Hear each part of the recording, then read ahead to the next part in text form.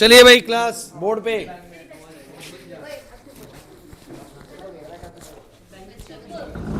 एक अच्छा खासा ब्रेक मिल गया तुम लोगों को, अब चुप रहना। बस आज थोड़ा कॉल वगैरह आ जा रही है, थोड़ा ज़रूरी टाइम लग गया। चलो ऐसा है तो सुनिए भाई, बहुत इम्पॉर्टेंट चीज़ें बची हुई हैं, ख़त्म करते हैं आज जितनी हो पाए। ऑलमोस्ट मैं कोशिश करूँगा सारा ख़त्म हो जाए 1 घंटे के अंदर। 1:30 पे करूँगा छुट्टी, इसीलिए मैंने 12 PM ऑनवर्ड्स लिखा था, ठीक है। 1:30 फ्री, ठीक। चलिए सुनिए, बात ऐसी है कि बोर्ड पे पूरा चैप्टर लिखा हुआ है आपके सामने ना, और आप लोगों को पता है इस चैप्टर की शुरुआत इस बात से हुई थी, देखना ब्लिंक कर रहे हैं। इस चैप्टर की शुरुआत हुई थी नोमेनक्लेचर से। नोमेनक्लेचर में ऐसे कंपाउंड जिनके पास फंक्शनल ग्रुप नहीं होते, फिर फंक्शनल ग्रुप होते हैं कुछ, लेकिन कंपाउंड्स ऐसे भी हैं जैसे अक्षत ने कर बताएं, ईथर्स वगैरह भी आए हैं, तो मैं उनका भी नेमिंग आज बता देता हूँ। 5-10 मिनट लगेंगे। ईथर्स, ईस्टर्स, एनहाइड्रेट तो देने का मतलब था नहीं, एनहाइड्रेट नहीं आना चाहिए, एनहाइड्रेट आपके सिलेबस में ही नहीं है। एनहाइड्रेट 12th क्लास में आता है, वो एनहाइड्रेट कैसे दिया हुआ है पता नहीं, टीचर्स कहीं से भी उठा के कुछ भी डालने की कोशिश करते हैं, ये बहुत गलत है। सिलेबस में जो चीज़ है एटलीस्ट वो देनी चाहिए। तो वो ईथर वगैरह का मैं आपको बता देता हूँ। ये इसके बाद फ्यूजन तो भैया सिंपल है, होमोलिटिक और रेडोट्रिक सबको समझ में आया। उसके बाद कार्बोकेटाइन, कार्बोनाइन सबको क्लियर था। अरे उसके बाद इलेक्ट्रोफाइल्स, न्यूक्लियोफाइल्स पता है ना। इंपॉर्टेंट इफेक्ट्स में इंडक्टिव इफेक्ट बड़ा इंपॉर्टेंट इफेक्ट है। अगर आपको क्वेश्चंस इसके आते हैं स्टेबिलिटी ऑर्डर वाले, तो वो एग्जाम में आते हैं।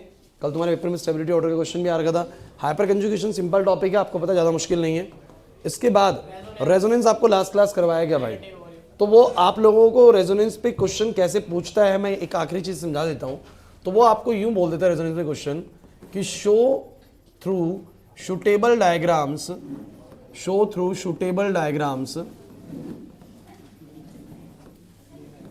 that when OH group attached to benzene, बस, it will increase the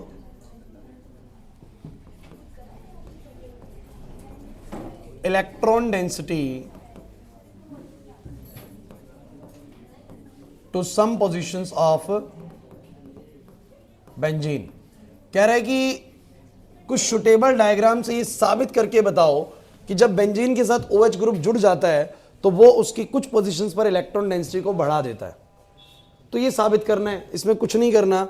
आप लोगों को पता है कि जब OH ग्रुप जुड़ जाएगा तो एज ए रेजोनेटिंग स्ट्रक्चर आप बना के दिखाएंगे, और इससे क्लियरली साबित होता है कि जो ऑर्थो वाली साइट है, पैरा वाली और ऑर्थो वाली, वहां पर इलेक्ट्रॉन डेंसिटी बढ़ जाती है। बस ये आपको 5 स्ट्रक्चर बनाने हैं, उस क्वेश्चन का आंसर मिल जाएगा।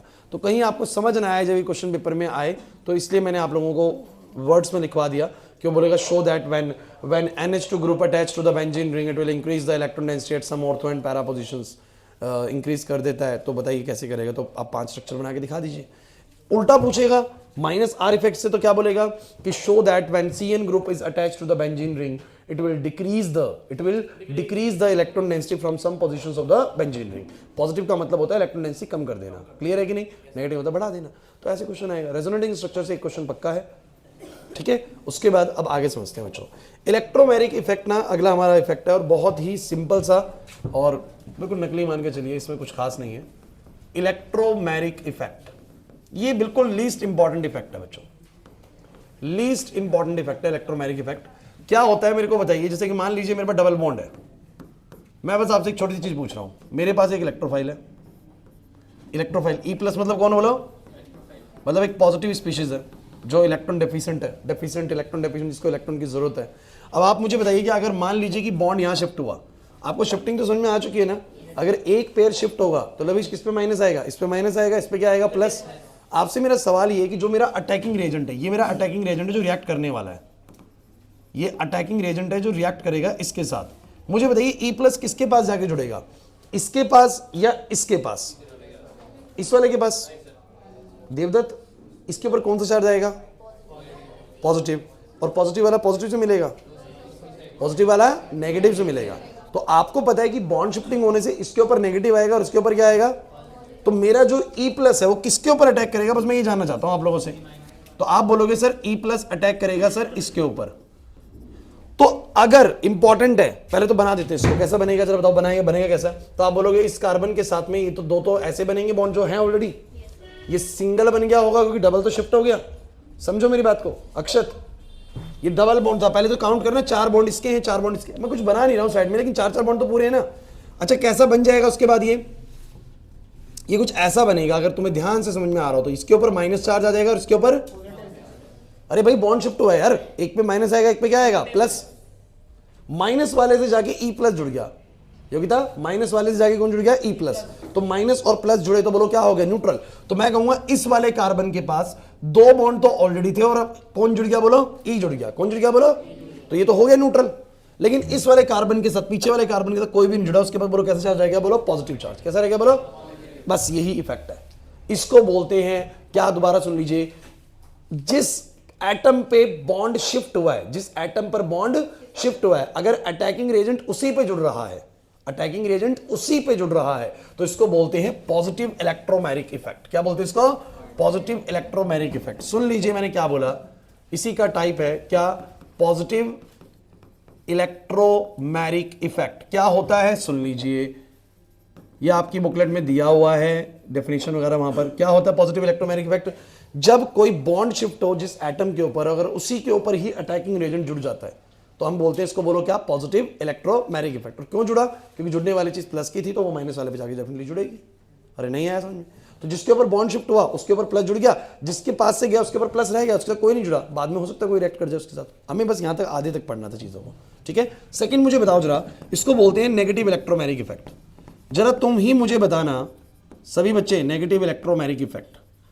मेरे पास एक मॉलिक्यूल है ऐसा, ध्यान देना है, ध्यान देना है, और ये बॉन्ड शिफ्ट हुआ है ऐसे, ये मेरे पास एक न्यूक्लियोफाइल है, ये मेरे पास एक न्यूक्लियोफाइल है। अब आप यहां पर माइनस पाएंगे, यहां पर प्लस पाएंगे। माइनस वाले पे तो जाएगा नहीं न्यूक्लियोफाइल, क्योंकि ये तो इलेक्ट्रॉन रिच स्पीशीज है। ये किस पे जाएगी, अक्षत किस पे जाएगी भाई, ऑब्वियस सी बात है, जब बॉन्ड शिफ्ट हो तो उस पे माइनस इस पे प्लस है, तो ये किस पे जाएगी, ये प्लस वाले पे जाएगी। तो इस बार अटैकिंग रेजेंट ने अटैक किस पे किया, जिस पे बॉन्ड शिफ्ट हुआ था या जिससे बॉन्ड शिफ्ट हुआ था, है ना। जिस पे बॉन्ड हो गया उसके पास नहीं गया, उसके दूसरे वाले के पास गया, तो इसको बोलते हैं नेगेटिव इलेक्ट्रोमैग्नेटिक इफेक्ट। क्या बोलते हैं इसको, रिएक्शन हो रही है और कुछ भी नहीं है सर, बॉन्ड शिफ्ट होता है। मेरी बात सुन लीजिए, मैं बहुत सिंपल शब्दों में इसको बताता हूं। जब भी कोई बॉन्ड शिफ्ट होगा, एक पे प्लस आएगा और एक पे क्या आएगा माइनस, तो जिस पे बॉन्ड शिफ्ट हुआ अगर उस पे आगे कोई चीज जुड़ी तो पॉजिटिव इलेक्ट्रोमैग्नेटिक इफेक्ट, और जिससे बॉन्ड शिफ्ट हुआ अगर उस पे कोई जुड़ी है तो बोलो क्या, नेगेटिव इलेक्ट्रोमैग्नेटिक इफेक्ट। तो होगा क्या इस बार से बच्चे बताओ, न्यूक्लियोफाइल इससे जुड़ेगा। अच्छा बताओ जरा, जब बॉन्ड शिफ्ट हुआ था इस पे प्लस आया था, इस पे माइनस आया था, इस बार प्लस वाले से जुड़ेगी बिकॉज नेगेटिव चीज है मेरी, तो प्लस वाले से ये जुड़ गया तो बोलो न्यूट्रल हो जाएगा ये वाला, तो लेकिन ये वाला ऐसे रह जाएगा। तो बोलो क्या बोलोगे इस बार क्या बोलोगे, इस कार्बन का तो सिनेरियो ऐसा ही है और ये वाले के प्लस के साथ जुड़ गया न्यूक्लियोफाइल। समझ नहीं आया ना, समझ नहीं आया सर, सिंपल है भाई, ये आता भी नहीं है एग्जाम के अंदर, मैं आपको बता रहा हूँ, ये बहुत ही लीस्ट इंपॉर्टेंट है। मैंने नहीं देखा कभी आता हुआ कि इससे कोई क्वेश्चन आ रहा है, बट कोई भरोसा नहीं सीबीएसई का, बाई चांस दे दे तो आप लोग पढ़ के जाइएगा इसको भी। क्लियर हो रहा है कि नहीं हो रहा, जिस एटम पे बॉन्ड शिफ्ट हुआ उस पर कोई चीज जुड़ी तो प्लस ई इफेक्ट, और अगर जिस एटम से बॉन्ड शिफ्ट हुआ उस पर आगे कोई चीज जुड़ी तो माइनस ई इफेक्ट। क्लियर है कि नहीं।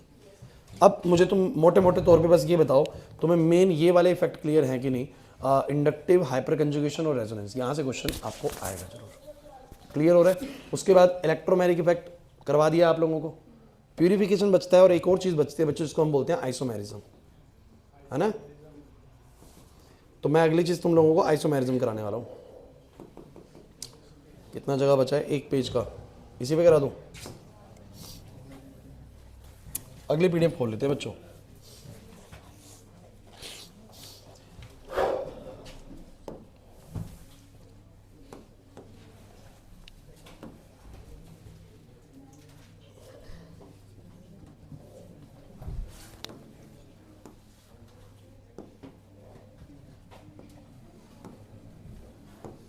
आ जाओ भाई, आइसोमेरिज्म। ओए बस क्या होता है, the compounds which have same molecular formula but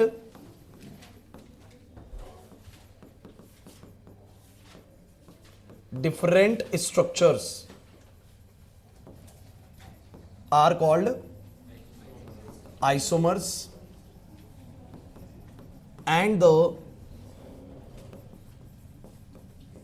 phenomena is called isomerism. मतलब कि ऐसे कंपाउंड्स जिनका मॉलिक्यूलर फॉर्मूला बिल्कुल सेम है बट स्ट्रक्चर अलग है, इनको आइसोमर्स कहते हैं। समझाने की मैं कोशिश करता हूँ, इंपॉर्टेंट टॉपिक है, आता है हर साल एग्जाम के अंदर, एक क्वेश्चन तो कंफर्म्ड है, ठीक है। तो 4 तरह के आइसोमेरिज्म हमारे सिलेबस में आप लोगों को डिस्कस कराने के लिए है, बट फिर वही बात आती है, स्कूल वाले आपको एक आध एक्स्ट्रा भी करवा सकते हैं।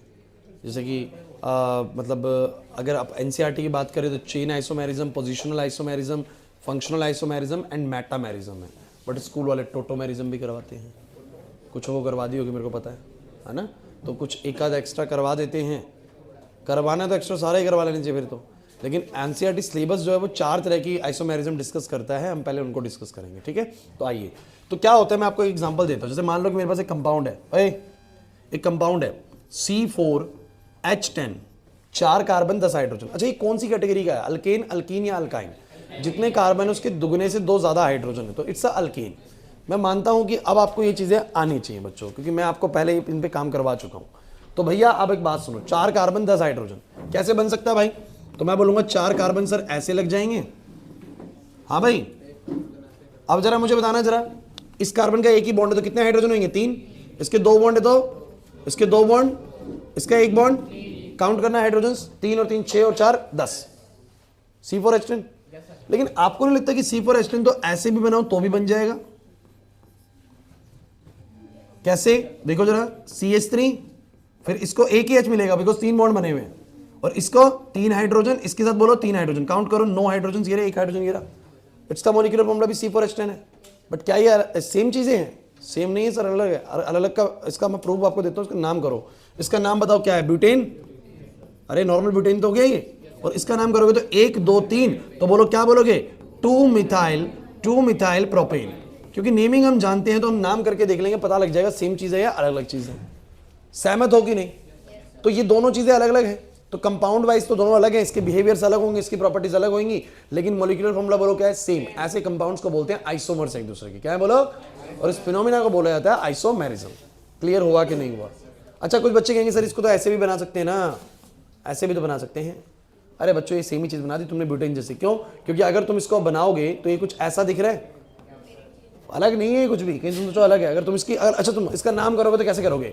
इसका नाम करोगे तो ऐसे करोगे, लॉन्गेस्ट चेन चुनोगे, 1 2 3 4, ब्यूटेन ही तो आ गया, तो है ये ब्यूटेन ही। तो आपको कभी भी अगर डाउट लगे ना कि मैं कुछ अलग बना रहा हूँ या वही चीज है, तो आप नेम करके देख लीजिए। क्या करके देख लीजिए? नेम इतना आपको आता है तो उसके जरिए पता लग जाएगा कि वो कंपाउंड सेम है या अलग है। चलिए अब समझने की कोशिश करते हैं बच्चों। तो आइसोमेरिज्म भी कई तरह की है, तो मैं टाइप ऑफ आइसोमेरिज्म पे आप लोगों को लेके चल रहा हूँ। तो अगले पेज पे करते हैं। यहां समझ में आ गया आप लोगों को? चलिए, so it's a type of isomerism. भाई क्या कर रहे हो तुम लोग? पिटाई भी हो जाएगी। टाइप ऑफ आइसोमेरिज्म के अंदर सबसे पहले जो टाइप ऑफ आइसोमेरिज्म है वो है चेन आइसोमेरिज्म। चेन आइसोमेरिज्म, इसमें क्या होता है कि स्केलेटन ढांचा अलग अलग होता है, different skeletons. In this isomerism skeleton या कार्बन स्केलेटन इज डिफरेंट। अब आपको कार्बन स्केलेटन क्या है? जैसे हमारा स्केलेटन होता है ना, वैसे कार्बन का स्केलेटन होता है। स्केलेटन मतलब 4 मैंने ऐसे बनाई, उसका बस स्केलेटन है, हाइड्रोजन नहीं लगा रहा हूं, ढांचा है बस उसका। और 4 ऐसे लगाए तो ये स्केलेटन अलग है। 4 कार्बन का ये स्केलेटन अलग है, ये स्केलेटन अलग है। लगाऊंगा हाइड्रोजन वही आएंगे, 10 हाइड्रोजन बनेंगे इसके ऊपर, क्योंकि सारे सिंगल बॉन्ड है, कुल मिला के 10 ही बनने हैं। क्लास बोर्ड पे इंपॉर्टेंट है। अब सुनो मेरी बात ध्यान से, इसको बोलते जो मैंने भी आपको सिखाया था ना, इसको चेन आइसोमेरिज्म बोलते हैं। इसमें चेन का फर्क होता है, एक चेन सीधी है, एक चेन थोड़ी वैसी बनाई हुई है, चेन का फर्क होता है। जैसे कि तुम लोग C4H10 का बना रहे हो, तो C4H10 ऐसे भी बन सकता है, और C4H10 तो मैं एक का तो हाइड्रोजन भर के दिखाया था, बाकी का सबका हाइड्रोजन भरने की जरूरत नहीं है, मतलब पेपर में तो भर देना, लेकिन हम लोग वैसे प्रैक्टिस के लिए ऐसे समझेंगे। क्लियर हुआ? तो ये क्या है बोलो? इस ब्यूटेन के, ये ब्यूटेन है ना, इस ब्यूटेन के 2 आइसोमर्स हैं, इस ब्यूटेन के 2 पॉसिबल आइसोमर्स हैं, ऐसे ही बन सकते हैं। इसके अलावा ब्यूटेन किसी और तरीके से नहीं बन सकता। और जब आइसोमर्स इस तरीके से रिलेट होते हैं तो इनको बोलते हैं चेन आइसोमेरिज्म फॉलो कर रहे हैं। कौन सी वाली बोलो? चलो एक और समझते हैं। मान लीजिए C5H12 आ गया, तो 5 कार्बन ऐसे भी बन सकते हैं विनय, 5 कार्बन ऐसे बन सकते हैं। और बता कैसे बन सकते हैं? 4 ऐसे लगाए, 1 ऐसे लगा दिया, कोनों में मत लगाना। हाँ भाई कार्तिक, वंश कोने में मत लगाना, कोने में लगाओगे तो 5 ही सीधा है, ये भी 5 ही है, ये भी पेंटेन है वो भी पेंटेन ही है, कोनों पे मत लगाना। कहाँ लगाओगे? 4 को लगाते हुए एक यहाँ लगाऊंगा। अच्छा मैंने यहाँ लगाया, अब कुछ बच्चे कहेंगे सर 4 को लगाते हुए यहाँ लगा दो, तो भाई ये और ये सेम चीज है, ये तुम्हें पकड़ना पड़ेगा, ये और ये सेम चीज है। अब कुछ कहेंगे सर कैसे सेम चीज है? यार तुम लोगों को नेमिंग तो आती है ना, तुम मुझे बताओगे अगर तुम इसकी नंबरिंग करते तो कैसे करते? 1 2 3 4, तो तुम इसका नाम क्या करते बताना जरा? 2 मिथाइल ब्यूटेन। अरे यार फोकस करो। और तुम इसका भी करते तो तुम लॉन्गेस्ट चेन ये चुनते, लेकिन नंबरिंग वहां से करते ना, तो नाम क्या आता है इसका भी? 2 मिथाइल। अलग चीज है, सेम चीज है? सेम चीज। अरे यार इसी को पलट के रख दिया वो चीज बन गई, तो इसको तो पलट के वो नहीं बनना ना, तो ये दोनों अलग अलग है बट ये दोनों सेम है। इसलिए ध्यान रखना है कि आइसोमर्स में आप ये गलती ना करें। और कभी ऐसा डाउट लग रहा है ना, तो आप लोग क्या करके देखें? उनको नाम करके देखें। क्या करके देखें? नाम। तो मुझे बताओ ये ढांचा अलग है, वो ढांचा अलग है, और कोई ढांचा बन सकता है? तो 3 को लगाया मैंने ऐसे, 3 को लगाया मैंने ऐसे, एक ऊपर और एक नीचे। अगर आप हाइड्रोजन भरना चाहो भर दो भाई, मेरे को उसमें कोई आपत्ति नहीं है। 3 hydrogen 2 hydrogen 2 hydrogen 2 hydrogen 3 hydrogen, इधर 3 hydrogen 1 hydrogen 3 hydrogen 2 hydrogen 3 hydrogen, इधर 3 हाइड्रोजन 3 हाइड्रोजन 3 हाइड्रोजन 3 हाइड्रोजन। इसका नाम करोगे तो अलग नाम आएगा। बताओ क्या? चेन तो ये है, तो 1 2 3 बोलो, क्या बोलोगे? 2,2 डाई मिथाइल प्रोपेन। मेरा मेन फोकस आपके साथ इस बात पे है कि क्या आप लोग समझ पा रहे हैं कि इन सभी मॉलिक्यूल्स का फॉर्मूला C5H12 है। काउंट कर लो, इसके पास भी 12 हाइड्रोजन है 5 कार्बन है, इसके पास भी 12 हाइड्रोजन 5 कार्बन, 12 हाइड्रोजन 5 कार्बन। फर्क किस चीज का है? जल्दी बोलो। फर्क है कार्बन स्केलेटन का। सर फर्क है चेन का। इसमें 5 कार्बन की स्ट्रेट चेन है, इसमें पेरेंट चेन 4 कार्बन की, इसमें पेरेंट चेन 3 कार्बन की, इसमें पेरेंट चेन 4 की, इसमें पेरेंट चेन 3 की। पेरेंट चेन के नंबर्स का फर्क है, बस ये समझ लो। नहीं आ रहा समझ में? मुश्किल है? आसान सी चीज है। तो इसको बोलते हैं चेन आइसोमेरिज्म। धीरे धीरे डिफरेंस समझ में आने लग जाएगा। अगला वाला आइसोमेरिज्म समझिए, इसको बोलते हैं बच्चों पोजिशनल आइसोमेरिज्म।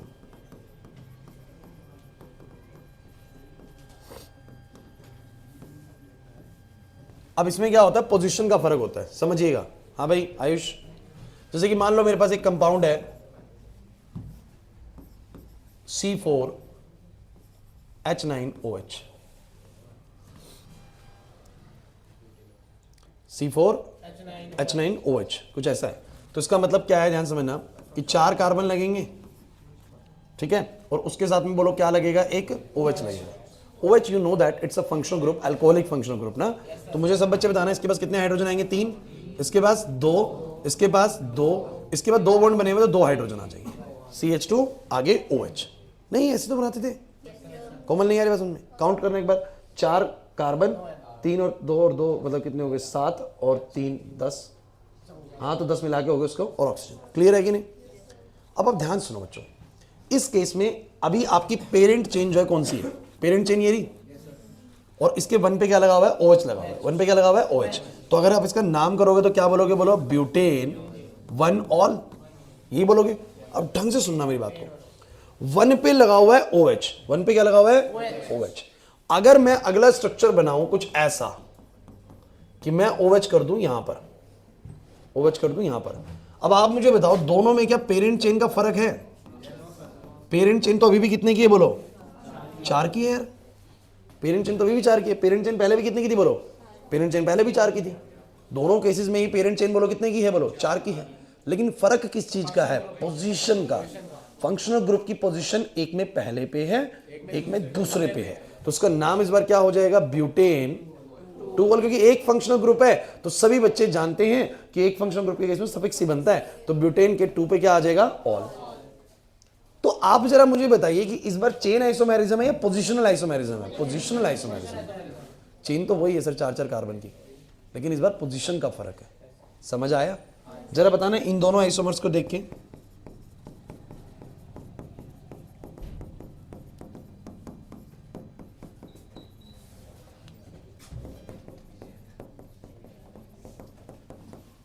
ओए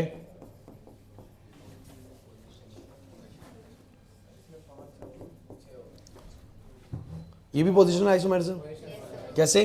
क्योंकि इसमें भी पेरेंट चेन यही बनेगी, इसकी भी पेरेंट चेन यही बनेगी, बस फंक्शनल ग्रुप की पोजीशन का फर्क है। इसमें देखोगे तो 1 2 3 4 5 6, तो आप लोग बोलोगे कीटोन है, ओन आएगा लास्ट में, तो क्या बोलोगे, बोलो हेक्सेन और 2 पे ऑन, और इसका नाम करोगे तो इधर से हमको 3 मिलेगा, 3 पे, तो क्या बोलोगे, बोलो हेक्सेन 3 ऑन। और भी बन सकते हैं, इसके बन सकते हैं 4 पे भी 4 पे तो नहीं लगेगा वैसे, क्योंकि चाहे मैं इधर लगाऊं, तो मैं इधर लगाऊंगा तो 3 पे आ जाएगा, नहीं आ रही मेरी बात समझ में, और इधर लगाऊं चाहे उधर लगाऊं, बात क्या है, बोलो सेम है। तो लेकिन आप फर्क समझो, फर्क किन चीज का है सर, फर्क है पोजीशन का, पेरेंट चेन वही है। तो पोजिशनल आइसोमेरिज्म की पहचान होती है कि इसके अंदर पेरेंट चेन क्या होती है, सेम नंबर में होती है। तो बोलेंगे it contains same number of carbon in parent chain, they are just differ by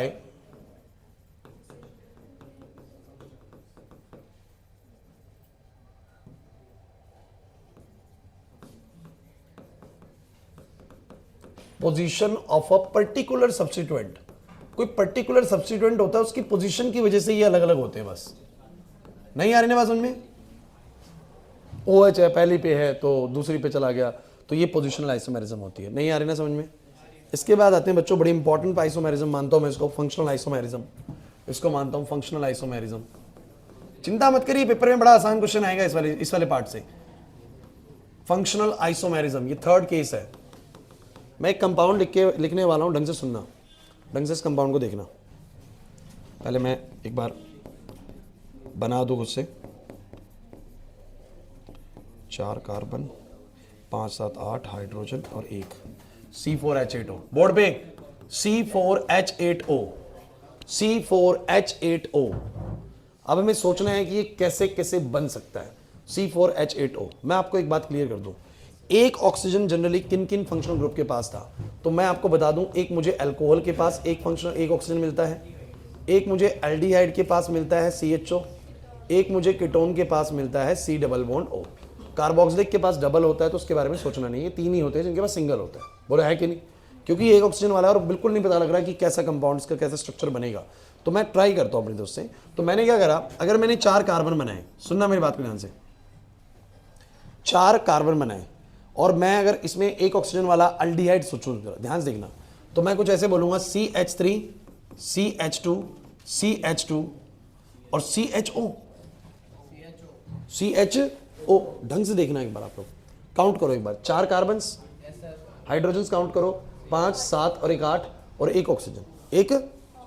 लेकिन अभी आप समझो जरा, ये तो अल्डिहाइड है, हाँ भाई इधर स्वयं अल्डिहाइड है। अभी तुम अगला कंपाउंड जरा पढ़ना जो मैं बनाता हूं।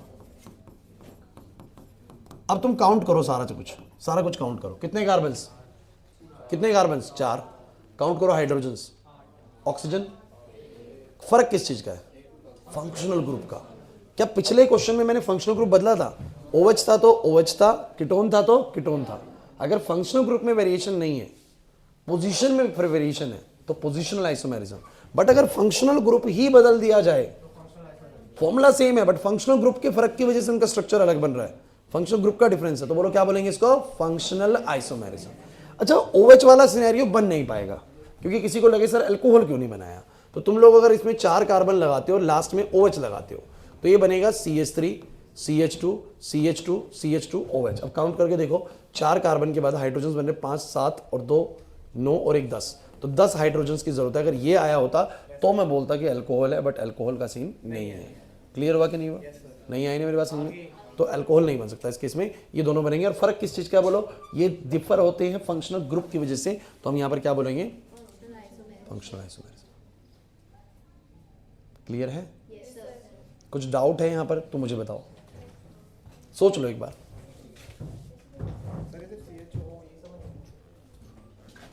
सोच के बताओ, क्लियर है। अच्छा, मैं एक क्लास ऑफ कंपाउंड आपको और बता दूं जो शायद आप लोगों ने ज़्यादा पढ़ा नहीं है अभी, उसके बारे में हमने बोलता कि कुछ फंक्शनल ग्रुप हमने छोड़े क्लास के लिए।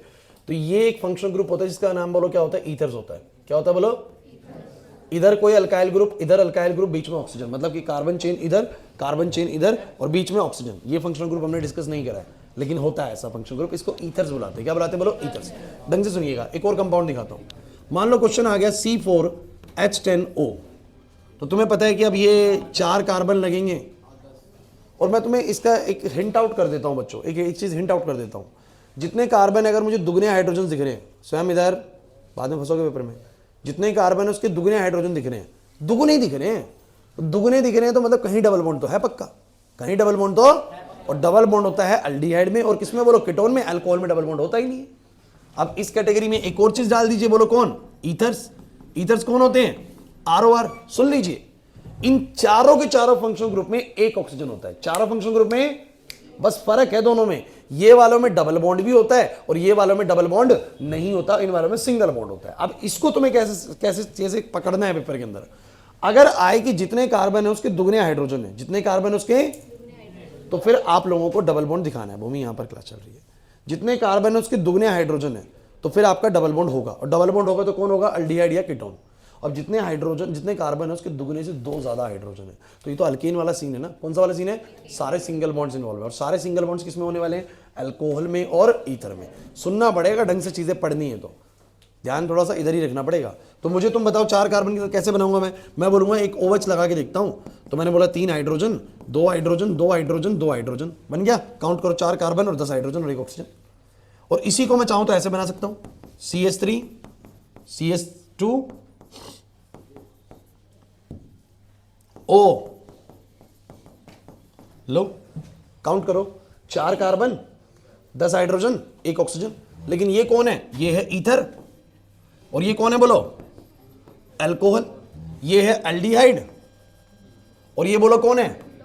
अगर हमारे दोनों कंपाउंड का फॉर्मूला सेम है और फंक्शनल ग्रुप ही अलग है, तो वो कौन सी आइसोमेरिज्म दिखा रहा है, फंक्शनल आइसोमेरिज्म। कौन सी आइसोमेरिज्म, समझ नहीं आ रहा सर, नहीं आ रहा ना, पक्का बताओ, क्लैरिटी है कुछ, तो ये आपको ध्यान रखना पड़ेगा। तो इस तरीके से आपको जो क्वेश्चंस बता रहा हूं इसी तरीके से करने हैं। एक बार ऑब्जर्व करो तीनों जो कराए मैंने।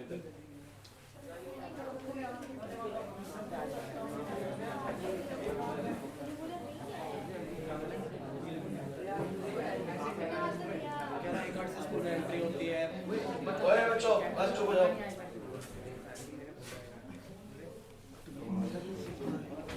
चलो एक नेक्स्ट केस और last case. This is metamerism.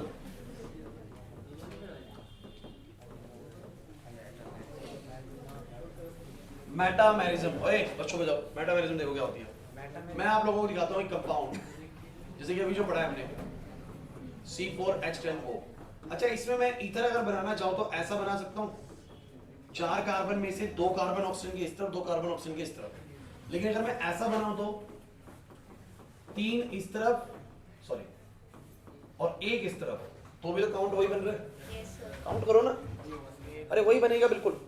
फर्क किस चीज का है, फंक्शनल ग्रुप सेम है, लेकिन यहां पर क्या होता है, बड़ा इंपॉर्टेंट है, मेटामेरिज्म सबसे इंपॉर्टेंट है, कि जहां पर तुम्हारा फंक्शनल ग्रुप इन्वॉल्व है उसके दोनों साइड पे जो नंबर ऑफ कार्बन होते हैं वो क्या होते हैं, अलग अलग संख्या में होते हैं। इसमें 2 हो गए, तो इसमें 3-1 हो गया। इसमें क्या हो गया बोलो, 3-1। दोबारा दिखाता हूँ, एक और दिखाता हूँ आपको। ये तो कुछ पोजिशनल जैसा लगा, CH3 CH2 CH2। अब मुझे बताओ जरा, ऐसा भी बन सकता है कीटोन, ऐसा बन सकता है। और अगर मैं इसी 5 कार्बन के सेटअप के अंदर, इसी 5 कार्बन के सेटअप के अंदर मैं डबल बॉन्ड यहां पर ले आऊं, तो ये चीज अलग बन रही है। अरे देखो ना, इसमें 3 इस तरफ है, 1 इस तरफ है, इसमें 2 इस तरफ है और 2 इस तरफ है। किस चीज का फर्क है सर, मेटामेरिज्म की पहचान होती है कि जहां पर चेन के अंदर कोई ऐसा फंक्शनल ग्रुप होगा जिसके आइदर साइड पे जो नंबर ऑफ कार्बन्स लगे होंगे उनकी संख्या बोलो क्या होगी, अलग अलग होंगी। क्या होंगी बोलो, अलग अलग होंगी। इसको बोलते हैं मेटामेरिज्म। मैं रिपीट करता हूं, चिंता मत करो। पहली बात समझो कि व्हाट इज आइसोमेरिज्म, ये होती क्या है सर। सर जब कंपाउंड्स के फॉर्मूले सेम होते हैं, अब देखो ना, इसका फॉर्मूला सेम है बट लेकिन चीजें सेम, प्रॉपर्टीज अलग होंगी, ध्यान रखना। ये दोनों का कंपाउंड का फॉर्मूला सेम है लेकिन चीजें अलग अलग हैं। इसका नाम बन रहा है पेंटेन 2 ऑन, इसका बन रहा है पेंटेन 3 ऑन। इसकी प्रॉपर्टीज अलग है, उसकी प्रॉपर्टीज अलग है, बट फॉर्मूला सेम है। इन सबको आइसोमर्स बुलाते हैं, जिनके फॉर्मूले सेम होते हैं बट स्ट्रक्चर्स अलग अलग हैं। अब ये स्ट्रक्चर्स किसी किसी बेस पर अलग है, जैसे कि किसी केस में ये स्ट्रक्चर अलग है, किस आधार पर, चेन का स्ट्रक्चर ही अलग है, ढांचा ही अलग है। ढांचा अलग है तो बोलो कौन सी आइसोमेरिज्म है, चेन आइसोमेरिज्म है। फंक्शनल ग्रुप तो है ही नहीं यहाँ पर, समझ में आ रहा है। तो कौन सी आइसोमेरिज्म है बोलो, चेन आइसोमेरिज्म। जब ऐसा हो कि फंक्शनल ग्रुप ने अपनी पोजीशन को चेंज कराओ बस, तो उसको बोलो क्या बोलते हैं, पोजीशनल आइसोमेरिज्म। कुछ बच्चे कहेंगे सर ये वाला तो आपने वहां भी लिखवाया है, तो कुछ ऐसे भी होते हैं जो पोजीशनल और जो मेटामेरिज्म है दोनों दिखा रहे होंगे। तो ऐसा भी संभव है, कोई दिक्कत नहीं है। सर ये पोजिशनल भी दिखा रहा है और मेटामेरिज्म भी दिखा रहा है, कोई दिक्कत नहीं है। ठीक है, नहीं आया समझ में। अगले वाले में क्या होता है बोलो जरा। अच्छा इसकी पहचान क्या होती है मैं आपको बता दूं। इसकी पेरेंट चेन हमेशा क्या होती है, सेम नंबर्स की मिलेगी दोनों कंपाउंड्स में। इसमें पेरेंट चेन उतने की, इसमें पेरेंट चेन उतनी की, hexane hexane, butane butane, parent chain उतने की। बस किसका चेंज होता है बोलो, पोजीशन का चेंज होता है। रेहान यहाँ पर नहीं आ रही समझ बात, नहीं आ रही बात समझ में। इसके बाद क्या होता है, फंक्शनल आइसोमेरिज्म। ये बड़ा फेमस है, बड़ा इंपॉर्टेंट भी है, बड़ा क्लियरली पता लगता है। इसमें फंक्शनल ग्रुप ही बदल दिया जाता है। एक में एल्डिहाइड, एक में कीटोन है, फॉर्मुला सेम है, लेकिन एक में अल्कोहल है, एक में ईथर है, फॉर्मुला सेम है। लेकिन क्लियर हुआ कि नहीं हुआ, ये हो गया। इसके बाद बच्चों आप लोगों का इसके दोनों साइड्स पर जो कार्बन की संख्याएं होती है ना, वो अलग अलग होती है। वो क्या होती है बोलो, अलग अलग। एक काम करता हूं मैं आपको इसको रीड आउट करवा देता हूं थ्योरी से, फिर हमारे खत्म हो जाएगा।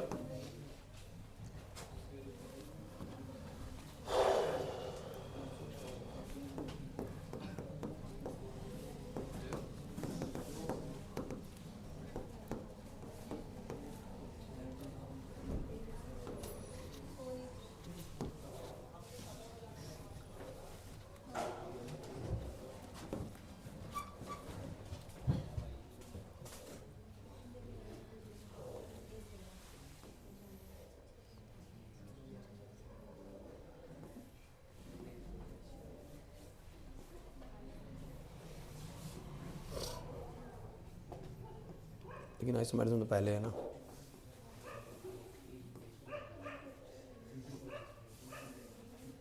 यस गाइज, क्या बोलता है, the phenomena of the existence of two और more compounds possessing the same molecular formula but different properties. Properties अलग क्यों जाती हैं बच्चों, क्योंकि फॉर्मूला सेम है यार, लेकिन स्ट्रक्चर अलग है, तो प्रॉपर्टीज भी क्या होंगी, अलग होंगी। So is known as isomerism, such compounds are called isomers. और यहाँ पर कुछ बताया गया है एक्चुअली में, ये जो आइसोमेरिज्म, स्टीरियो आइसोमेरिज्म है, ये आपकी इस चैप्टर में नहीं है, कहाँ पर है, अगले चैप्टर में। इस चैप्टर में कौन सी आइसोमेरिज्म है, स्ट्रक्चर, जो स्ट्रक्चर के आधार पर अलग होते हैं। किसके आधार पर बोलो, तो स्ट्रक्चरल आइसोमेरिज्म में पहले पढ़ाते हैं, कहते हैं compounds having the same molecular formula but different structures, manner in which the atoms are linked are classified as structural isomer. चलिए चेन आइसोमेरिज्म पढ़ते पहले। क्या बोलते हैं, व्हेन टू और more compounds have the same molecular formula but different carbon skeletons, इनका carbon skeletons बोलो क्या होता है, अलग होता है। They are referred to as a chain isomers. Examples के तौर पे उसने C5H12 के 3 स्ट्रक्चर बना के दिखाए हैं। ये गलत बना रखा बच्चों, एनसीईआरटी में थोड़ी मिस्टेक है यहाँ पर, ठीक है, ये गलत है। ये सेकंड नंबर पे लगाओ, क्योंकि नाम भी दे रहा है 2 मिथाइल ब्यूटेन। क्या दे रहा है बोलो, तो वो अलग है चीज। और ये वाला भी मैंने 3 नंबर मैंने ये जो होगा, ये होगा चेन आइसोमेरिज्म। क्या होगा बोलो, अरे नहीं आ रहा समझ में, नहीं आ रहा ना। इसके बाद मुझे बताओ पोजीशन में क्या होता है, क्लियर। व्हेन टू और more compounds differ in the position of substituent atom, position का फर्क होता है। Or the functional group on the carbon skeleton, मतलब फंक्शनल ग्रुप का पोजीशन का पोजीशन अलग अलग होता है। ये फिर गलती है, सेकंड नंबर पे है बच्चों, ठीक है। यहाँ पर कुछ एरर है इसमें बुक में भी फिलहाल। सो कह रहे हैं इनको पोजीशन आइसोमर्स कहते हैं। C3H8O का बना के दिखाया इन्होंने, C3H8O का। तो ये प्रोपेन 1 होल है, ये प्रोपेन 2 होल है। फर्क किस चीज का, दोनों में प्रोपेन ही है, लेकिन एक में 1 पे है और एक में 2 पे है। अरे नहीं आया समझ में, पोजीशन का फर्क होता है। फंक्शनल ग्रुप के अंदर क्या होता है, टू और more compounds having the same molecular formula but different functional groups, functional group ही अलग हो गए। जैसे कि C3H6O बहुत क्लियर है, जितने कार्बन है उसके दुगने हाइड्रोजन है। अल्कीन वाला फैशन है, मतलब डबल बॉन्ड कहीं तो है, डबल बॉन्ड मतलब ये अल्डिहाइड या कीटोन है। अरे नहीं पकड़ पा रहे ना मैं क्या कह रहा हूं, नहीं आ रही होगी तो समझ में। अगर जितने कार्बन है उसके दुगने ही हाइड्रोजन है, तो मतलब डबल बॉन्ड होगा पक्का। और डबल बॉन्ड होगा तो कौन सा, एक ऑक्सीजन में डबल बॉन्ड किसके पास होता है, अल्डिहाइड के पास या कीटोन के पास। और सोचो कि जितने कार्बन है उसके दुगने से तो ज्यादा होते हैं, जैसे ऊपर था C3H8, तो फिर ये कौन होगा, या तो अल्कोहल होगा या बोलो क्या होगा, ईथर होगा। नहीं आ रही बात समझ, क्योंकि वो एक ऑक्सीजन के साथ सिंगल बॉन्ड होते हैं। तो इसका बना के दिखाया हुआ है उन्होंने, देखो एक बार कीटोन बना दिया, एक बार बोलो क्या बना दिया, अल्डिहाइड। फंक्शनल ग्रुप का डिफरेंस है, functional isomerism. Metamerism is very important, पढ़ के देखिए। It arises due to different alkyl chains on either side of the functional group. जब किसी फंक्शनल ग्रुप के आइदर साइड पर डिफरेंट अल्काइल ग्रुप्स लगे हो, जैसे कि ये बोला ना उसने ईथर केस में, इधर 1 लगाए इधर 3 लगाए, लेकिन इसी को मैं ऐसे ही बना सकता हूँ कि इधर 2 लगे और इधर 2 लगे। तो बोलो क्या है, दोनों ही ईथर्स हैं, लेकिन दोनों का कंपाउंड्स का प्रॉपर्टीज अलग अलग होगा। फॉर्मूला बोलो क्या होगा, सेम होगा। फॉर्मूला क्या होगा, समझ नहीं आ रहा।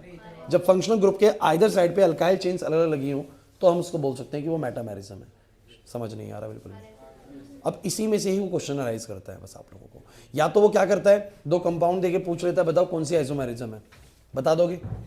या फिर वो क्या करेगा, एक कंपाउंड बना देगा और कहेगा इसके आइसोमर्स बना दो। तो अगर मान लो कि तुम्हें उसने ये वाला कंपाउंड बना के दे दिया C3H6O, तो क्या तुम्हारे दिमाग में नहीं आएगा कि एक ऑक्सीजन वाला तो अल्डिहाइड, कीटोन, अल्कोहल और ईथर, ये 4 चीजें होती हैं। लेकिन बात बड़ी सिंपल सी है कि जितने कार्बन उसके दुगने ही बन रहे हैं, तो ये तो एल्डिहाइड या कीटोन में बनेगा। अरे नहीं है वजन में, तो एक बार एल्डिहाइड के साथ बना दिया और एक बार कीटोन के साथ, और बोला कि तो फंक्शनल आइसोमेरिज्म है। कौन सी आइसोमेरिज्म है? फंक्शनल। तो जैसे पढ़ा रहे इसमें से ये वाली चीज़ ऐसे ही करनी होती है। क्लियर हो रहा है कि नहीं हो रहा? तो आइसोमेरिज्म में मानो कि डन है। अब आप चैप्टर देख लीजिए, चैप्टर हमारा हो गया एक तरीके से। ये वाली चीज़ प्यूरिफिकेशन को छोड़ के सारा हो गया, ये सब मैंने आपको करवा दिया। अब सुन लीजिए आगे की बात। ये देख रहे हो बेंजीन का रेजोनेंस वाला जो है, ये हमने समझा था, ठीक है, सारा का सारा। एनसीईआरटी में थोड़ा सा अजीब तरीके से दिया। ये देखो पॉजिटिव रेजोनेंस इफेक्ट कैसे होता है शिफ्टिंग, और नेगेटिव रेजोनेंस इफेक्ट ये रहा भाई आप लोगों का, ठीक है। अब सुनो आगे की बात। इलेक्ट्रोमैग्नेटिक अभी पढ़ा है, ठीक है। अटैकिंग रेजेंट उस पर अटैक करेगा जिस पे चीज़ें जुड़ी हैं तो पॉजिटिव, और दूसरे वाले पे तो नेगेटिव। हाइपर कंजुगेशन करा हुआ हमने, जिस कार्बन में प्लस आता है बगल वाले कार्बन का हाइड्रोजन एलिमेंट होता है, तो बिल्कुल वही चीज़ है, हाइपर कंजुगेशन करा हुआ है।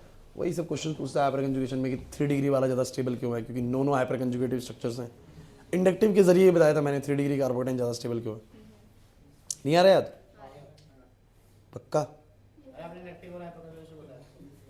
अब ये देखो, अब मैं आपको बताता हूँ ये जो methods of purification of organic compounds है, ये टॉपिक बच्चों बवाल है पूरा का पूरा। मतलब कि इस टॉपिक को ना, मतलब डिस्कस अगर हम प्रॉपरली करने लग जाएं तो ये अकेला ही ना लगभग 10 क्लासेस खा जाए। मतलब कि हाँ मैं बता रहा हूँ इस टॉपिक के अंदर, मतलब कि आप लोगों का ना प्रैक्टिकल कंटेंट बहुत ज़्यादा है। प्रैक्टिकल कंटेंट मतलब जो लेबोरेटरी बेस्ड कंटेंट है, आप लोग देखिए ना इसको थ्योरी कैसे बताया जाएगा। देखो देखो जरा, देखो देखो, तो बताता हूँ मैं, देखो ठीक है, ये देखो देख रहे हो। और सुनो सुनो मेरी बात, ये पहले तो सीबीएसई ने क्या करा हुआ था, सीबीएसई ने पहले ये नहीं डाला हुआ था सिलेबस में। सीबीएसई ने कहा था कि बच्चों को वहां तक कराओ क्योंकि ये सारा प्रैक्टिकल कंटेंट है, तो प्रैक्टिकल 30 नंबर के उसमें होना चाहिए, उसी में रहेगा। बीच में इन्होंने फिर पता नहीं कहाँ से जाग जाते हैं, तो इन्होंने इसको डाल दिया सिलेबस के अंदर। लेकिन मैं आपको एक बात क्लियर कर देता हूँ, मैं जब भी जितने सालों से देख रहा हूँ गवर्नमेंट स्कूल का जब भी पेपर आता है इसका, तो प्राइवेट का क्या है, जैसे उसका अक्षर के पेपर के अंदर इसमें से प्रॉपर्टीज भी पूछी हुई इसकी, मतलब ये पूछा हुआ है कि किस चीज़ है ना। लेकिन आपको बता देता हूं जो ये न्यूमेरिकल है ना इसका, ये जो न्यूमेरिकल पार्ट अब आएगा देखो प्यूरिफिकेशन का, अबे कहां गए ये रे, दिख रहे हैं, ये न्यूमेरिकल आते हैं गवर्नमेंट स्कूल में डायरेक्टली, बस ये न्यूमेरिकल आते हैं, बस यही न्यूमेरिकल्स आते हैं डायरेक्टली। समझ में आ रही बात? यही न्यूमेरिकल्स, मतलब एक्चुअली इन मेथड्स के अंदर ना कोई प्रोसेस समझाया गया, उससे कैलकुलेशन समझाएगी, फिर उसके ऊपर न्यूमेरिकल्स आया। तो अभी हम क्या करेंगे मैं आपको क्लियर करता हूं। अरे सुनो भाई, बहुत बड़ा टॉपिक है बच्चों, पेपर में आना न्यूमेरिकल है, मैं बता रहा हूं बहुत ज्यादा हाई चांस है कि क्या आएगा, न्यूमेरिकल ही आएगा। फिर भी थ्योरी वाले पार्ट की अगर हम सोचें तो पहले मैं अभी इस टॉपिक को सिर्फ आपको न्यूमेरिकली खत्म करवाऊंगा। न्यूमेरिकली हम पूरा खत्म कर लेंगे, न्यूमेरिकली समझ लेंगे क्वेश्चंस के आंसर कैसे लाने हैं इसके, समझ लिया न्यूमेरिकली। न्यूमेरिकली समझ जाने के बाद, हाँ भाई ध्यान देना है, उसके बाद जो थ्योरी पार्ट इसका बचता है वो हम बिल्कुल पेपर से पहले लास्ट में करेंगे। इसके बाद पहले मैं आपको हाइड्रोकार्बन्स कराऊंगा, इक्विलिब्रियम्स कराऊंगा। जब ये सारा कंटेंट खत्म हो जाएगा, बिकॉज 1 या 2 नंबर के लिए, क्योंकि एक क्वेश्चन थ्योरी का बनना है अगर मान लो आ गया, तो उसके लिए हम 5-6 क्लासेस इधर नहीं लगाएंगे। पहले 5-6 क्लासेस हम हाइड्रोकार्बन पे लगाएंगे, इक्विलिब्रियम पे लगाएंगे, जहां से हमारे नंबर 12-12, 15-15 नंबर का पेपर बनना है। समझ में आ रहा है? तो थोड़ा प्रोडक्टिव नहीं है कि अगर अब अभी यहां पर टाइम लगाएं तो पहले मैं आप लोगों को न्यूमेरिकल पार्ट कराऊंगा। At the ending of the, जब सारा कुछ खत्म हो जाएगा, हमारे पास समय बचता है, मैं एक दिन 2-2.5 घंटे की क्लास देके आपको इसकी थ्योरी समझा दूंगा कि कैसे आपको पेपर में क्वेश्चन आएगा तो करना क्या है। आज हम सारा पार्ट क्या करेंगे, न्यूमेरिकल वाला। तो ये टॉपिक करना ही ऐसे होता है, इसी तरीके से चलते हैं, क्वेश्चन बन जाता है हर साल, ठीक है, क्योंकि हर साल गवर्नमेंट में तो न्यूमेरिकल ही आता है। प्राइवेट स्कूल में मान लो अभी तुम्हारा इसी चैप्टर का था, तो इस चैप्टर के था ही तो सब कुछ ही दे दिया, लेकिन जब फाइनल से पेपर आएगा ना तो इसमें से न्यूमेरिकल इंपॉर्टेंट होता है, तो न्यूमेरिकल आता है। तो न्यूमेरिकल पार्ट करते हैं। इसका है क्या, पूरा टॉपिक बता देता हूँ। ऑर्गेनिक कंपाउंड्स की प्यूरिफिकेशन है। प्यूरिफिकेशन मतलब वो प्यूरिफाई कैसे होते हैं, या फिर उनमें से चीजें एक्सट्रैक्ट कैसे होती हैं। जैसे कि मान लो कि मेरे पास कोई कंपाउंड है, सिल्वर नाइट्रेट है, मुझे उसमें से सिल्वर निकालना है। हाँ भाई कार्तिक, मेरे पास सिल्वर नाइट्रेट और मुझे उसमें से क्या निकालना है, सिल्वर। लेबोरेटरी में सिल्वर नाइट्रेट है, मुझे उसमें चांदी निकालना है। समझ रहे बात को? तो वो कैसे निकलेगा, तो उसका कुछ प्रोसीजर यहाँ पर समझाते हैं। अब उसके न्यूमेरिकल्स कैसे करने हैं, आइए न्यूमेरिकल्स को ही मेन अपनी प्रायोरिटी पे रखते हैं और समझते हैं। आइए, क्वेश्चन दिख रहा है आप लोगों को क्या? मैं क्वेश्चन को ही लेके चल रहा हूँ उस पर।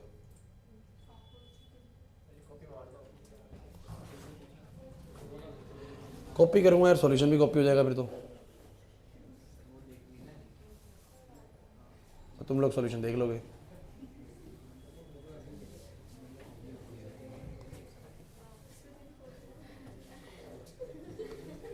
क्या हो गया, कह रहे इतने में नोट कर लेते सर।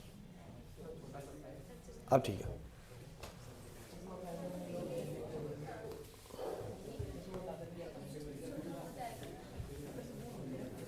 पढ़ना एक बार क्वेश्चन।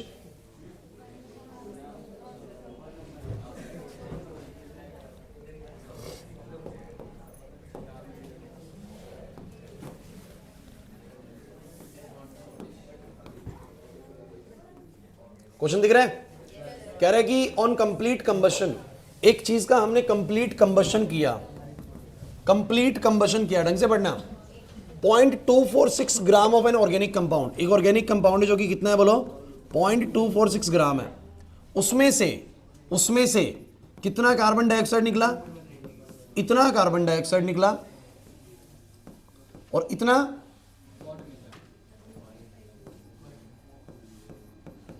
वाटर निकला। भाई कंबशन करा होगा तो आपने किसी ऑर्गेनिक कंपाउंड को ऑक्सीजन की प्रेजेंस में जलाया होगा, and you know that every organic compound contain some carbon and hydrogen, है ना, यू नो दैट, है भाई हमदन। इसके पास क्या होगा, कार्बन और हाइड्रोजन का कुछ ना कुछ, कार्बन और हाइड्रोजन का कंपाउंड होगा, CN कुछ ना कुछ, HN वगैरह कुछ ना कुछ तो होगा। और जब तुम किसी भी हाइड्रोकार्बन को, किसी भी तुम हाइड्रोकार्बन को या किसी भी ऑर्गेनिक कंपाउंड को, यार ऐसे कर लेता हूं, किसी भी ऑर्गेनिक कंपाउंड को, ऑर्गेनिक कंपाउंड में क्या होता है भाई बताओ तो, अरे कार्बन का कंपाउंड होता है सर। उसमें क्या होता है, हाइड्रोजन तो होना ही है, उसके सबसे अच्छे दोस्त हाइड्रोजन है, तो कार्बन हाइड्रोजन तो होना ही है, साथ में कुछ और भी हो सकता है। इसको तुम जलाओगे ऑक्सीजन की प्रेजेंस में तो बोलो क्या क्या निकलेगा, CO2 और, तो ये एक प्यूरिफिकेशन का एक मेथड है जिसमें ये आपको बताता है कि जब भी किसी हाइड्रोकार्बन को ऑक्सीजन की प्रेजेंस में जलाते हो तो it will release CO2 and H2O। अब ये आपको पता है कैसे क्वेश्चन करेगा इसके ऊपर, कहेगा हमने इतने ग्राम ये सैंपल लिया, यहां ध्यान दो भूमि, इतने ग्राम सैंपल लिया तो इतने ग्राम CO2 निकली, इतने ग्राम वाटर निकली। अब क्वेश्चन पढ़ लो उसका क्या है, कह रहा है determine the percentage composition of carbon and hydrogen in the compound, इस कंपाउंड में कितना परसेंट कार्बन है, कितना परसेंट हाइड्रोजन। दोबारा सुन क्वेश्चन, इतना ग्राम ऑर्गेनिक कंपाउंड है, जला रहे हैं, थोड़ा सा मेरे पास ऑर्गेनिक कंपाउंड है जला रहा हूं, उससे इतने ग्राम क्या निकली और इतने ग्राम क्या निकली, H2O। तो कहता है बताओ कितना परसेंट उसमें कार्बन था, कितना परसेंट उसमें हाइड्रोजन था। अब इसको लेके एनसीईआरटी ने ना डायरेक्टली एक फॉर्मूला दे रखा है, मैं देखो मैं आपकी चॉइस के ऊपर छोड़ूंगा, मैं लेकिन आपको समझाऊंगा पहले। ये आप चाहें तो डायरेक्ट फॉर्मूला भी याद कर सकते हैं, परसेंटेज ऑफ कार्बन का, परसेंटेज ऑफ हाइड्रोजन का, अगर लगे तो। और अगर चाहते हैं कि सर समझना चाहते हैं तो आइए पहले मैं समझा देता हूं, फिर तुम डायरेक्ट कर लेना, तुम्हारी चॉइस है भाई। समझाता हूं क्या है, आ जाओ। एक बात मुझे बताओ तुम लोग, क्या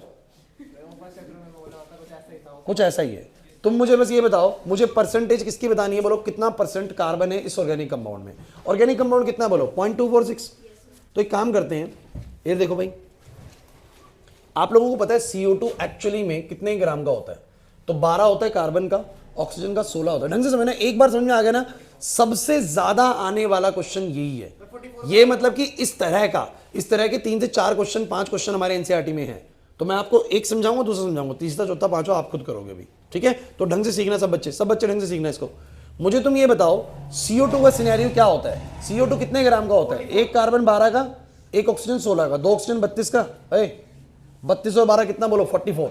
तुम सब बच्चे मुझे बताओ कि 44 ग्राम पूरी CO2 के अंदर कितने ग्राम कार्बन होता है, 12 ग्राम। अरे बड़ा आसान तरीके से बताऊंगा, ढंग से सुनो तो सही बस। 44 ग्राम की कार्बन डाइऑक्साइड में, अक्षत 44 ग्राम की कार्बन डाइऑक्साइड में कितना ग्राम कार्बन होता है, 12 ग्राम। लविश क्लियर है, क्योंकि 32 ग्राम तो ऑक्सीजन होता है। अभी कितनी कार्बन डाइऑक्साइड है ये बोलो, कितनी कार्बन डाइऑक्साइड है, तो इतने में कितना होगा। अरे यार ये छोटी क्लास की चीज है, 5 पेन 25 रुपए के तो 7 पेन 35 रुपए के, वो वाला हिसाब किताब चल रहा है। कैसे करते हो भाई दोस्ती, इधर देखो, 5 पेन अगर मेरे 25 रुपए के हैं, एक्टिव हो जाओ थोड़े से 10-15 मिनट के लिए। 5 पेन 25 रुपए के हैं, मैं तुमसे 7 पेन पूछ रहा हूं, तुम क्या करते हो, एक पेन का प्राइस 5 रुपए निकालते हो, फिर 7 × 5 करते हो, 35 आता है। मैं कह रहा हूं डायरेक्ट करा करो यार, डायरेक्ट कैसे करा करो, दिस इंटू दिस करा करो, दिस इंटू दिस करा करो, डिवाइड बाय दिस करा करो। अरे this into this divide by this, यही होता है इजी तरीका। बोलो कितने में कटेगा, 5 पे, आंसर कितना आएगा, 35 रुपए। सही तो आ रहा है। तो भाई अगर 44 ग्राम कार्बन डाइऑक्साइड के अंदर 12 ग्राम कार्बन होती है, तो इतनी कार्बन डाइऑक्साइड के अंदर कितनी ग्राम कार्बन होगी, तो बोलूंगा 0.198 इंटू में 12 डिवाइड बाय 44, तो आ जाएगा मेरा कितने ग्राम कार्बन है, कह रहे नहीं आएगा। तो कितने ग्राम कार्बन है अभी दिखाया तो मैं तुम लोगों को, क्या बोल रहा है, अबे कैलकुलेटर नहीं मिल रहा, मिल गया, बताओ 0.198 इंटू में 12 डिवाइडेड बाय में 44, दिस विल बी 0.045 ग्राम। तो पता लग गया कितना कार्बन है? ओए, पता लग गया कितना कार्बन है? पता लग गया इसमें से कितना कार्बन है? अरे भाई 0.198 ग्राम में से कितना कार्बन है पता लग गया ना? 0.054 ग्राम कार्बन है। इसका मतलब 0.246 ग्राम में से मात्र 0.054 ग्राम ही बोलो क्या है? कार्बन। अब परसेंटेज किसको निकालनी नहीं आती? परसेंटेज ऑफ कार्बन किसको निकालनी नहीं आती? आप बोलोगे टोटल कंपाउंड कितने ग्राम का है? टोटल कंपाउंड कितने ग्राम का है? 0.246 ग्राम का। उसमें कितने ग्राम कार्बन है? पॉइंट इंटू में बोलो क्या होगी? मुश्किल लगा? बस इसी को बच्चे मुश्किल कहते रहते हैं। 21.9%। समझ ही नहीं आ रहा सर ने क्या कर दिया। चलो एक बार हाइड्रोजन को निकालें। तो मुझे बताना जरा, पानी में अब मैं निकाल लूंगा इतने ग्राम, मैं निकालूंगा दिवांशु, इतने ग्राम पानी में कितना हाइड्रोजन है पहले निकाल लेता हूं। तो मैंने कहा यार पहले पूरे वाटर का समझ लेते हैं। वाटर का सिनेरियो क्या होता है? वाटर होता है 18 ग्राम का। वाटर कितने ग्राम का होता है? तो 18 ग्राम पानी में 2 ग्राम हाइड्रोजन होती है। क्या मैं सही बोल रहा हूं? तो इतने ग्राम H2O में कितना होगा? इतने ग्राम H2O में कितना होगा? तो इतने इंटू इतना डिवाइड बाय इतना। समझ नहीं आ रहा तुम लोगों को क्या कर रहा हूं? तो कितने ग्राम हाइड्रोजन आ गया? 0.1014 into 2 divide by 18, this will be 0.0112 gram hydrogen. मतलब आप लोग ये समझ सकते हो डायरेक्टली कि उस कंपाउंड के अंदर इतने ग्राम बोलो क्या है? हाइड्रोजन। अच्छा कोई चाहिए सर इतना हाइड्रोजन इतना कार्बन मिला के तो वो नहीं बन रहा। अरे यार ऑर्गेनिक कंपाउंड में जरूरत नहीं सिर्फ कार्बन हाइड्रोजन हो। कार्बन हाइड्रोजन ऑक्सीजन कई सारी चीजें हो सकती है ना। तो अब इतना हाइड्रोजन, तो बोलो परसेंटेज ऑफ हाइड्रोजन कैसे आएगा? परसेंटेज ऑफ हाइड्रोजन कैसे आएगा? तो बोलेंगे इतने कंपाउंड के अंदर, इतने ग्राम के कंपाउंड में मात्र इतनी ही हाइड्रोजन है। तो इंटू 100 करके देख लो। कुछ समझ नहीं आ रहा ना?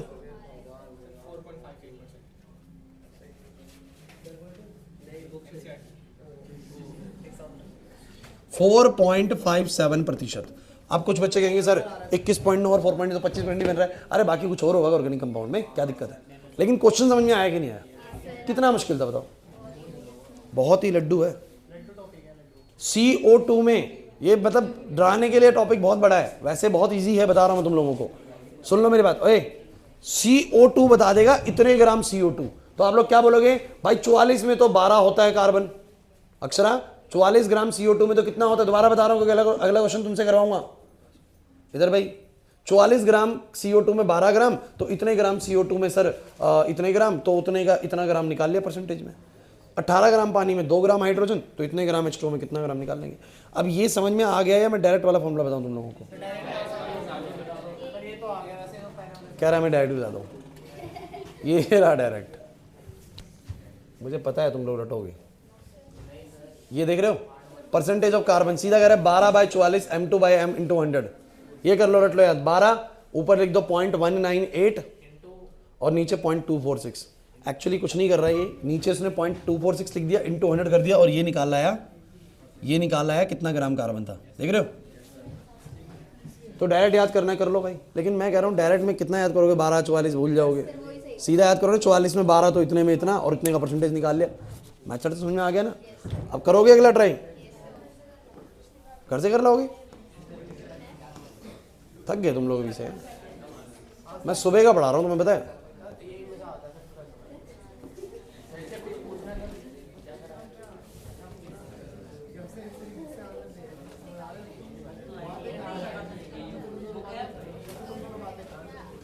नहीं अभी मैं भाई क्वेश्चन 2-3 तो करा के भेजूंगा। नहीं बिल्कुल नहीं। अच्छा ये वाला करोगे ट्राई खुद? चलो तो मैं कुछ बता रहा हूं, पहले वो देखो।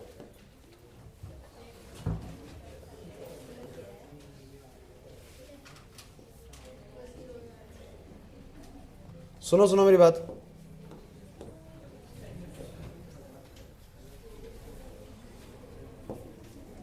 बच्चों इस क्वेश्चन को देखो। कुछ भी बोले, केरियस मेथड जो भी बोले, कोई फर्क नहीं पड़ता, हम लोग मेन मुद्दे पे रहेंगे। अच्छा इस क्वेश्चन में और क्या गिवन करेगा देख लीजिए। गिवन है क्वेश्चन ही बदल देते हैं। अरे पेपर में मिलेगा, पेपर में मिलेगा, सोचो जबरदस्ती लिख रहे हैं सर, पेपर में ये चीज मिलेगी, मोलर मासेस मिलते हैं। तो क्वेश्चन में क्या मिलेगा आप लोगों को, that is the atomic masses या मोलर मासेस। मोलर मास दिख रहा है आप लोगों को, मोलर मास ऑफ Ag है 80 ग्राम पर मोल, मतलब 80 ग्राम है, सॉरी गलत लिख दिया मैंने, 108 होगा, 108 ग्राम।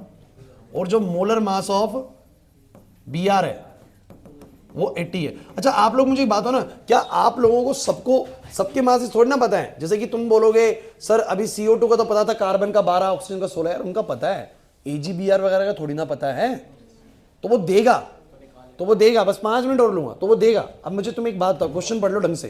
कह रहा है कि क्यूरियस मेथड के अंदर 0.15 ग्राम ऑफ ऑर्गेनिक कंपाउंड था, उसने इतने ग्राम AgBr दिया, उसने इतने ग्राम, कह रहा है Ag वो ब्रोमीन का परसेंटेज बताओ। एक और करोगे, करोगे ट्राई, करोगे ट्राई, करना ट्राई करो, नहीं आया समझ, क्यों पिटेगी भाई, कोई बदमाशी चला रही है सुना में, करो।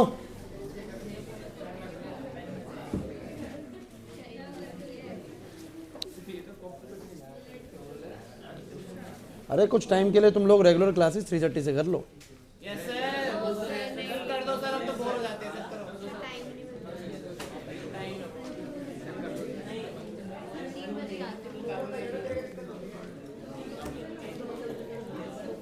कौन कौन बच्चा 3 बजे के बाद आता है घर पे? 3 बजे तक आते 3 बजे के बाद आते हैं इतने बच्चे? ठीक है 4 बजे आओ तुम लोग, 4 बजे आओ। अरे 12th में टाइमिंग अच्छा होता है, 12th में टाइमिंग 6 बजे का होता है, 6 से 7:30, 1.5 घंटे की क्लास होती है 12th की। 8:30 हैं, अभी नहीं हो सकती, 12th में ही होगी वो तो, 12th वालों पे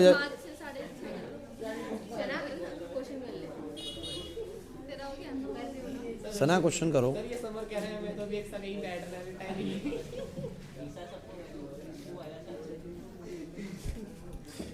अगले साल 4 बजे वाली टाइम पे कोई मत आना भाई, कोई रह जाए तो भी मत आना, क्योंकि जिसको मैं 1 साल में पास नहीं करा पाया मैं उसको अगले साल में नहीं करा पाऊंगा, सिंपल सी बात, उसके लिए तो बिल्कुल कोई चांस नहीं है। तो कोई रह जाए तो रह ही जाना। हो गया, कोई नहीं रहेगा, जितना बता रहे हैं उतना अच्छे से पढ़ के जाओ, फेल तो नहीं होगे, फेल का नौबत नहीं आने वाला। अब तुम 10, अबे तू तो हो जाएगा पास, तू तो IP स्कूल में है, IP वाले कर देंगे।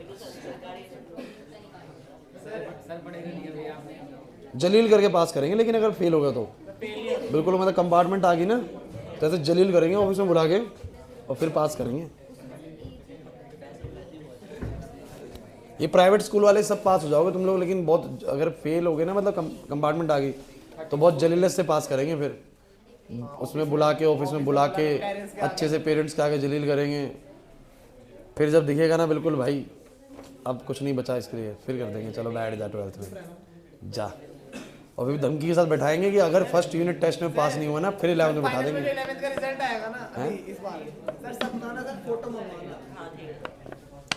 ये तुम सबसे ज़्यादा टेंशन में रहो गवर्नमेंट स्कूल वाले, पढ़ाई कर लो तुम, गवर्नमेंट स्कूल वालों का कोई नहीं है भाई।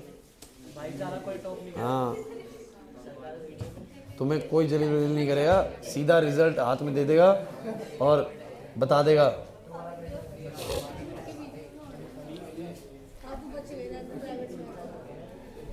क्या हो गया?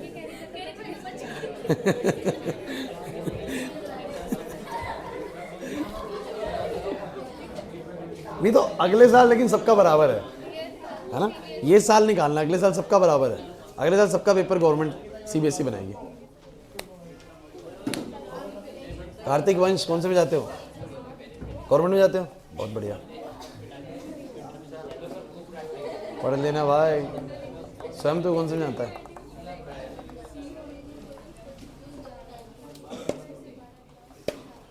क्वेश्चन दिया था, नहीं हुआ ना आयुष, नहीं हुआ, प्रिंस ये तो मैथ्स बढ़िया यार हैं नहीं आ रहा प्रिंस आता है तो करना आंसर बताना बैठा हुआ है टाइम पास कर रहा है नहीं हो रहा चलो दोबारा बताता हूं एक और बताऊंगा फिर तीसरा कर लोगे आंसर कितना है तुम बताओ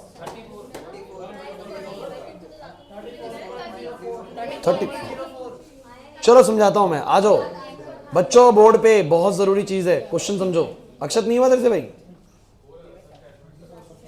लवीश हाथ पे हाथ धर के बैठा हुआ है अरे करना क्यों नहीं हो रहा अच्छा समझो दोबारा यार देखो यार मैं मेरा यही आएगा हाँ 33 पॉइंट समथिंग चलिए बोर्ड पे देखिए दोबारा से इससे अगला क्वेश्चन मुझे हर एक बच्चे की कॉपी में चाहिए तब भेजूंगा जिसका नहीं होता रहेगा उसको क्वेश्चन देता रहूंगा यही बैठ रहना शाम तक चाहे मैं बिल्कुल फ्री होकर आ रहा हूँ आज ठीक है हाँ तो जाने नहीं दूंगा अगर अगला क्वेश्चन नहीं हुआ जाने नहीं दूंगा ध्यान रखना मेरी बात सुनो कह रहे हैं कि भाई एक ऑर्गेनिक कंपाउंड है अच्छा बताओ कितना ऑर्गेनिक कंपाउंड है उसमें से कितना AgBr निकला अच्छा तो मुझे एक बात बताओ उसने बोला कि बताओ जरा कि फिर Br का इसमें कितना परसेंटेज है तो मुझे तुम एक बात बताओ कि इतना AgBr निकला सारा Br थोड़ा ना होगा इसके अंदर कुछ Ag होगा और कुछ बोलो क्या होगा Br मुझे देखना है कि इतने ग्राम AgBr में कितना Br है कितना और फिर मैं देख लूंगा जितना Br होगा परसेंटेज निकाल लूंगा तो मैंने कहा भाई 0.12 ग्राम AgBr में कितना Br है तो मैंने कहा वो तो पहले देख लेते कि एक पूरे AgBr में कितना होता है तो पूरे AgBr में Ag कितना 108 होता है Br 80 होता है कितना होता है बोलो 188 तो 188 ग्राम AgBr में कितना Br होता है 80 ग्राम Br कितना आसान है भाई तो मुझे तुम बताओ कि कितना AgBr निकला है 0.12 ग्राम AgBr निकला है तो इसमें कितना Br होगा 0.12 इंटू 80 बाई में 188 कितना मिलेगा तुम लोगों को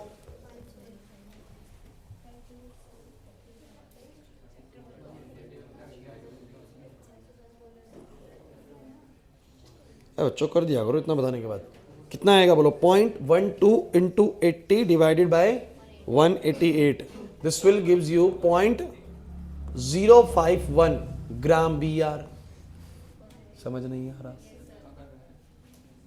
तो Br का परसेंटेज निकालना था कितने में से कितना Br है उतने में से बस इतना Br है तो बोलो परसेंटेज ऑफ Br क्या आएगा बोलो परसेंटेज ऑफ Br कितना आएगा तो बोलेंगे 0.15 में से मात्र 0.051 ही बोलो क्या है Br इंटू 100 कर देंगे हालांकि ये पूरा वैल्यू राउंड ऑफ करके लिखा है मैंने पूरा एग्जैक्ट नहीं है सो कितना आ जाएगा बोलो 0.051 इंटू में 100 डिवाइडेड बाय में 0.15 34 आ रहा है मेरा तो भाई मैंने राउंड ऑफ करा है तो ठीक है कोई नहीं चलेगा अरे चलेगा तो 34% इसमें Br है 34% इसमें 33.9 चलेगा कोई दिक्कत नहीं तो क्लास समझ नहीं आया क्वेश्चन करना कैसे अब आ गया दूं फिर एक और नहीं दूंगा भाई मैं दूंगा भाई क्वेश्चन तुम बोलते रहो कुछ भी 30 हो जाए चाहे 40 हो जाए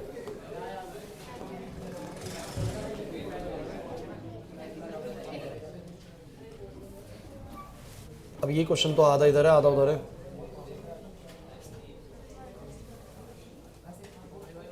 तुम तो सॉल्यूशन ही देख लोगे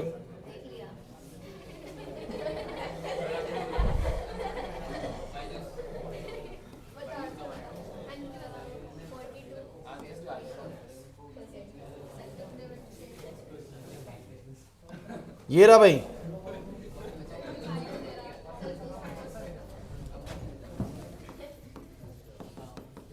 कह रहे हैं इन सल्फर एस्टिमेशन मैं कह रहा हूं जैसे मर्जी क्वेश्चन दे ये बस हमें एक बात समझ लेनी है कह रहा है कि इतने ग्राम का हमारे पास एक ऑर्गेनिक कंपाउंड है इतने ग्राम का हमारे पास एक ऑर्गेनिक कंपाउंड है जो कि हमें क्या देता है जो कि हमें 0.4813 ग्राम ऑफ बैरियम सल्फेट देता है बैरियम सल्फेट यानी BaSO4 ये तो पता होगा बैरियम मतलब BaSO4 मतलब sulphate what is the percentage of sulphur in compound लेकिन एक प्रॉब्लम तुम्हें फेस करनी पड़ रही होगी इसमें तुम्हें बैरियम का क्या नहीं पता तो यहां पर वो देगा पेपर में देगा, तुम्हें नहीं रट के जाना है इसको बिल्कुल भी। मोलर मास ऑफ बैरियम भी देगा, मोलर मास ऑफ सल्फर भी देगा, मोलर मास ऑफ ऑक्सीजन भी देगा। हालांकि तुम्हें पता है ऑक्सीजन का 16, सल्फर का 32 और बैरियम का 137। अब करोगे ट्राई? अब करो ट्राई, करो ट्राई भाई। मेरे को सबका आंसर चाहिए, मैं भेजूंगा नहीं किसी को भी बिना इसका आंसर दिए, घर नहीं जान दूंगा। क्या चीज?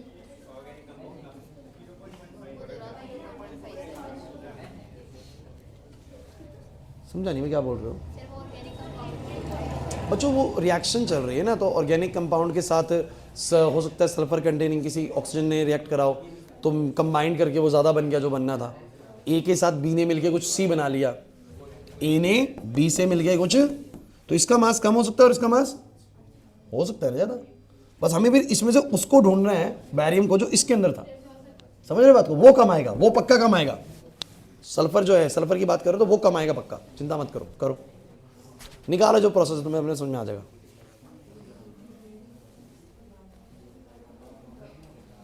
कहाँ कर रही है तान्या?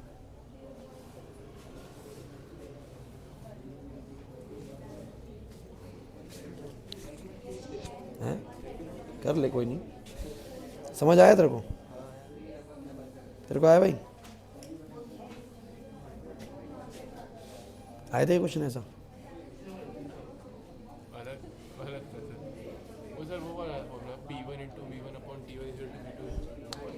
N2 कितना डिपॉजिट हुआ है?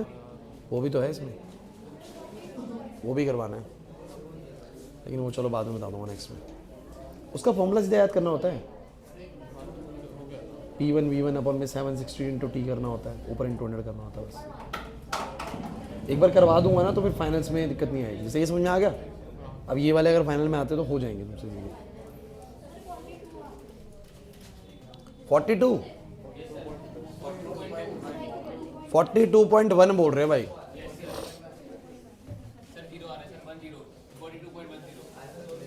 मेरे को बोल रहे 0 आंसर आ रहा है। इतना करेक्ट कैसे ला रहा है भाई?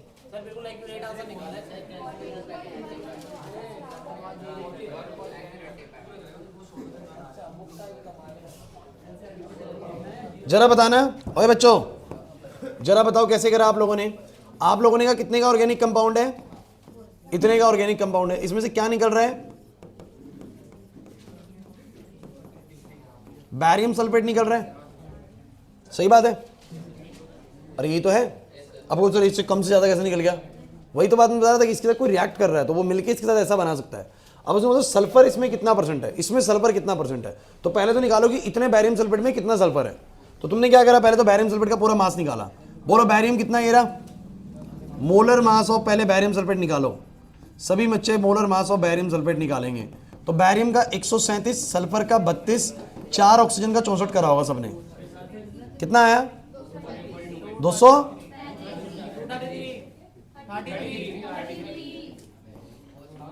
अब सुनो, 233 ग्राम ऑफ बैरियम सल्फेट में कितना सल्फर है? 32 ग्राम सल्फर है। तो मेरा 0.4813 ग्राम बैरियम सल्फेट में कितना सल्फर होगा?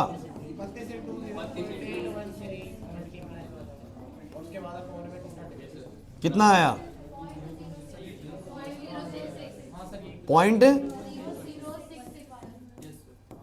सही बात है ना? तो परसेंटेज ऑफ सल्फर कितना आया? अच्छा, जिन बच्चों को डाउट था कि वो ज्यादा है, देखो सल्फर तो कम आया ना, क्योंकि वो इसमें से आया तो उससे कम ही होगा। तो परसेंटेज ऑफ सल्फर आ गया 0.066 डिवाइड बाय में 0.157 into this will gives you 42.10% sulphur. Clear हुआ?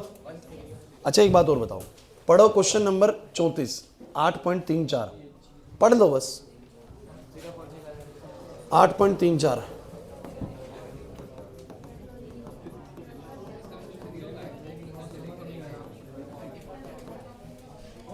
कह रहे इतने ग्राम ऑर्गेनिक क्लोरो कंपाउंड है, उसमें से इतने ग्राम सिल्वर क्लोराइड निकला, तो बताओ क्लोरीन कितना है?